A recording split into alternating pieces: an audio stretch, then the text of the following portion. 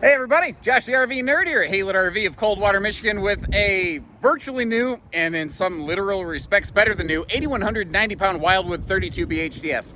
We've got two slides, a private bunk room slide, big camp kitchen, direct entry bathroom, and I mean especially the inside still looks factory fresh. The folks used it for a couple years, took their family out, obviously were very gentle with it. Then once the kids grew up, decided it was time for a couple's luxury fifth wheel.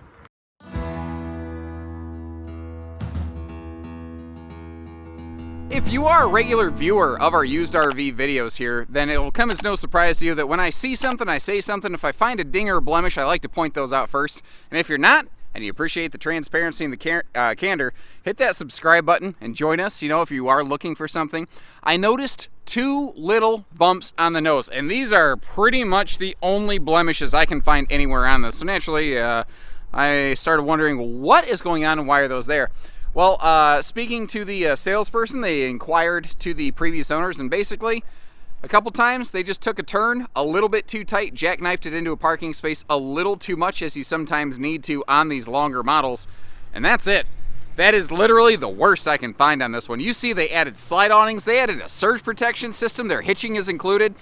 Everything from the factory is here and then some. Now, if you're anything like me, I don't spend my money any different than you do, folks. I work hard for my money and I hold on to it. I pinch pennies until Lincoln squeals. That's why the necks of a lot of my white undershirts look like a crawling through them from the neck into the body. Because I keep stuff a long time. So when I hear somebody say something cute like, oh, it's a new RV at a used price tag, my BS alarms start going off real awful fast. But sometimes that description actually is true. So we've got ourselves a 6'9" interior. Everything inside here looks factory original, except where, there's always an except, but in this time, it's good exceptions, like where the previous owners, they went through and they labeled like all these things, like, hey, that's the button that activates the LED light above the slide out right there. They've done that on all of the outlets around this thing. They've also done some things like, if you look over here, they installed an internal surge guard, which stick and tin trailers, frankly, most luxury fifth wheels don't have. You have to get up into some Montana levels, and even then, only as an option can you get stuff like that done from the factory. Previous owners did all that here for you. What they didn't do was they didn't bang anything up, they didn't abuse anything, they didn't leave something unclean. Frankly, I bet this is cleaner than the day they took it home off the dealership's lot originally, wherever this originally came from.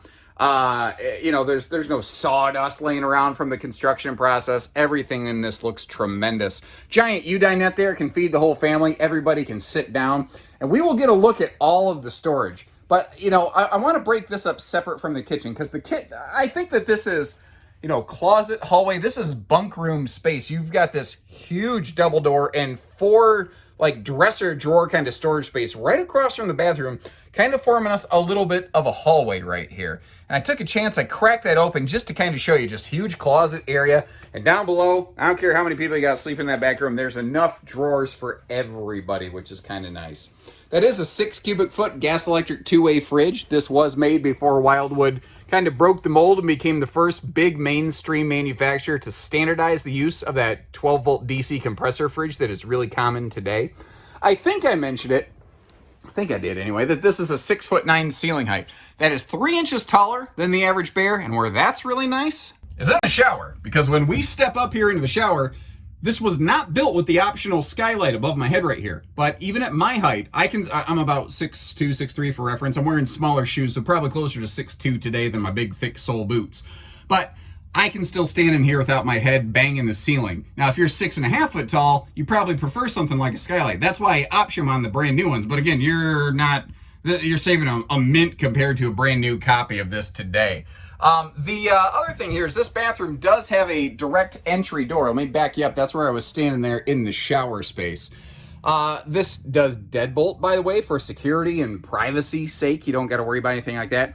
But having a door like that straight into the bathroom cuts down on so much dirty foot traffic getting peeled through the RV. One of the other details here, it's a little easier to miss the fact that this bathroom door actually locks. That's something that not a lot of campers always do very well. And again, for privacy's sake, like they give you a deadbolting door outside. That's great. Oh, what about inside, you know? Well, you know, they still give you privacy here. Now, that is a swinging privacy door. It's not a sliding pocket privacy door. So this does have a fully enclosed private slide-out rear bunk room. That top bunk can flip up. I've got it kind of in half sleeper, half daytime mode because that lower sofa right there gives us some expanded daytime space. And having a sofa down there instead of one of those cube kind of organizer, like futon jobs, that is something that has really blossomed in popularity in the last couple seasons, which is kind of interesting because only a couple years ago, a lot of people really preferred the convertible cube jobs. Now it's just kind of become a real issue of personal preference. Now, if I take a seat here on the sofa, this is what's kind of neat about this is on a rainy day, you've got a dual entertainment system. What's interesting is it looks like they added a TV back here for the bunk room, but I don't see where the previous owners ever added a TV in the living room area. So evidently, that was not their biggest focus. Maybe this was just what I call a rainy day sanity room. And I said we'd crack open all the storage. I wasn't kidding. We're going to start actually back here in the bunk room. Another thing I want to show you on this, I don't know that I've ever documented it on camera one time before this. That ladder's removable. And you might be going, yeah, but why would I ever want to remove that? And it kind of depends maybe a little bit on the age of the kids that are camping with you. If you've got a little toddler, you want to keep them off a ladder from climbing on things, it's actually kind of nice to be able to remove that. Or at least put like some kind of pin or lock or strap or some kind of system on there to help keep toddlers from climbing around on things. Any parent knows you turn your back for that long and they get into stuff. They're curious little creatures. That's how they're learning the world around them, you know. Sometimes it's nice to be able to kind of half baby-proof them away from little things like that. Now, from here, moving up through that privacy door up into the master living space, this is definitely, it's a model that is made with, you know, space and sleeping and storage first. Entertainment is not the primary concern of this one, so that is definitely a little bit of a, I call it a neck wrecker, a neck crank situation from the sofa. But at the same time, usually a trailer like this, I tend to spend most of my time outside. I think a lot of other people will as well. And you can always overcome that by just getting a simple swing arm mount, you know? There's easy ways around things like that. Now you see how that kitchen over there is a solid surface? The appliance faces, they're all stainless and everything looking really good here. And I actually want to start the kitchen storage tour by getting inside the microwave, which is something I don't often showcase. You'll see, though, that the appliances, whether it's the microwave, the fridge, everything looks basically brand new. They didn't let stuff sit shut. They didn't leave it moldy. You've got a dedicated pantry space here, which is why I feel that hallway really bears its own separate designation. Big farm sink with a high-rise sprayer faucet. The oven sure doesn't look like it was ever used. And then, bam! Stuff opens up and we have ourselves a cool little wastebasket space, actually a pretty good one, with a little kind of swing-out pantry area right there, and a mini pantry-tainment center below where you could, if you choose to, put a television. Bonus storage above the sofa, and you see how that sofa has its own big XL pull-out drawer as well. Kind of round things out. And if you're noticing, like, Wildwood today has their cool Versa Lounge thing. They've always been very good about doing some neat, uncommon, and creative solutions for storage in their sofa areas. And just like the bunk room, our front master bedroom has its own nice privacy situation going on as well. Now, the back side of the entertainment center is also kind of recessed so that if you do choose to put a flat screen up there, which I'm eyeballing that, I bet you could get a 40-incher up there pretty darn nicely. You can have yourself a pretty sweet bedroom entertainment arrangement as well in here. Now, overall, the bedroom's simple, but really effective. Like, you've got your dual hanging closets. One of the easily missed things over here, though, is this cool little laundry hamper. If I flip that up, you see it actually goes down into the front passenger compartment where the previous owner's hitching is currently located, which is included with this RV. We'll talk about that in a little bit more in just a second. But it's right next to a baggage door right there. So that if you want to, what you can do is leave a laundry basket in there and have a place to put yesterday's clothes, now that it's, you know, today. That is a camp queen. It's a 60 by 74 short queen. Hit the little subscribe button if you appreciate the way that I point that stuff right out there to you, because a lot of people, they end up asking anyway, so I'll just try to proactively answer. It does easy lift. There's nice little wide open storage space down there if you want to add some totes Or like a little dog bed, a little litter box maybe if you're a cat camper. Are there any cat campers watching this? Leave me a little comment in the comment section. Let me know that you're out there watching this stuff. I think people talk about dog campers all the time, but I think there's actually a much larger segment of cat campers than most of us realize.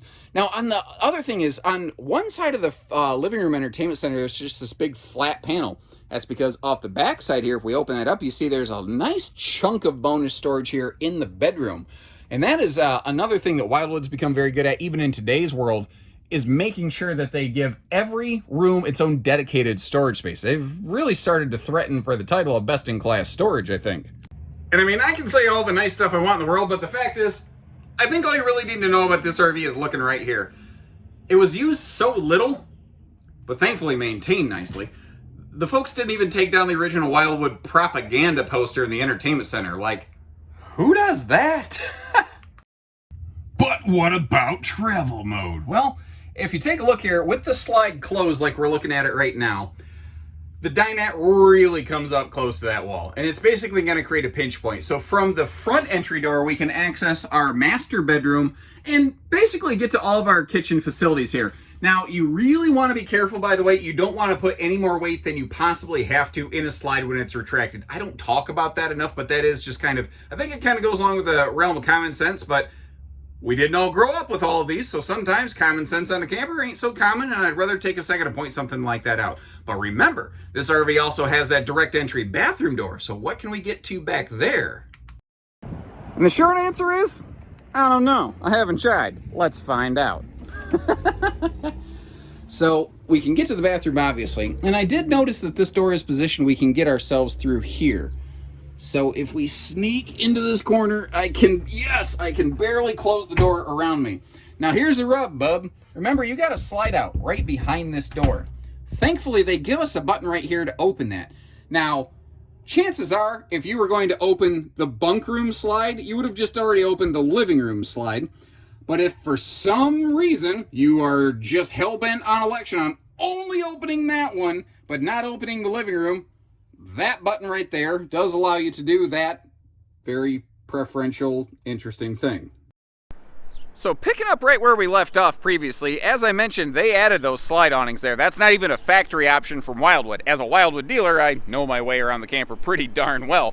The exterior of this thing looks fantastic. Again, it's got those two bumps on the nose. We talked about those, got those out of the way. She's got a power tongue jack on the front doing a heavy lifting for us. We've got 4 corner power stabilizer jacks, power awning. Everything on this is push button simple. Like I said, these folks had good taste. They took care of their stuff. They swapped up to a Montana fifth wheel, so they they knew what they were doing. And since they did that, they no longer needed their hitching system. So the sale of this RV includes that easy lift hitch system that we're seeing right there. And you notice how this has a very large passenger. That's something that Wildwoods are still very good about today, actually. 4 corner stabilizer jacks, all power push button operated. That little plug there is a simple side mount solar prep plug. This is built just before, well, actually a couple years before. It's a 2018. If I'm looking at the body, I haven't actually looked at the title or the VIN number or anything. I'm looking at this and I'm pretty sure that's a 2018 just by eyeballing it. Some people can tell you what year a car is by the body style. I can often tell you pretty close to what age a camper is just by the paint scheme. That stuff will never be on Jeopardy. It's useless information except for when you're in the business. But look at the power awning on this thing. Look at this. That is a huge shaded patio space right there. It very nicely clears that big wide baggage door. I haven't checked my notes. This had to have been stored indoors. Just the condition of the skin, the decals, the tires, it's too good to have just been left out the entire time. We've got that direct entry bathroom door right there. If you've never had a camper, if you've never thought about camping, it feels very weird. You're sitting there thinking, I don't want to sit there and then have somebody open the door and I'm accidentally flashing the neighbors and, that's, now I got to move and change my name and now I'm red-faced and embarrassed. Remember, this has a deadbolt just like your main entry door, so you can straight shut that down so that short of Smokey the Bear suffering from mad cow disease, there ain't nobody getting through there. Now you've got a larger outside camp kitchen as well. So the refrigerator and the toilet, those are the two, number 1 and number 2, reasons that people are in and out of the RV. And now you've eliminated all that dirty foot traffic from the camper. And you've even given them a place out here to wash their hands, because that is a real sink-in set into that rolled steel galvanized countertop there. They don't do it exactly like this anymore, but I always liked that little bonus drawer right there. Not enough camp kitchens have drawers. And this actually has some decent cabinet space out here too. I like the extra shelf that the previous owners put in as well. Little set of outlets there to be able to run some appliances. And as we wrap around the rear corner, you see something they are still doing today is that bumper mounted grill situation. So if you look in the camp kitchen itself, there's no real cooktop situation. So the grill wraps around the back. It gives you more counter space, more prep space, which is hard to find in outdoor camp kitchens. That's a cool thing. Now back by that, the previous owners bolted on a little Curt receiver hitch, probably just for bike racks. That is not really fit for anything real heavy duty. The bumpers on travel trailers, by the way, are rated for about 200 pounds. So by the time you have that spare tire and the grill on there, you're only going to want to put maybe 2 bicycles on the back and try to keep everything as conservative as you can. Just a little pro tip from your Uncle Josh. Now, if you're looking, it's not just backup camera ready. They went ahead and they installed the actual backup camera, the Furion observation camera back here, which is, it refreshes faster in motion. Also, I did kind of, we'll just say I got a ladder and that I didn't just climb up on that tire and wave my, camera around the roof while I was strapped to a broomstick or something like that. We'll say that. And you get to see the roof looks great. You see that vent cover over the bathroom vent, the seals, the skin. Guys, there's nothing wrong with it, all right? It's nothing but good news. So there you have it, ladies and gentlemen. I would not wait long on one of these compared to the price of new RVs right now.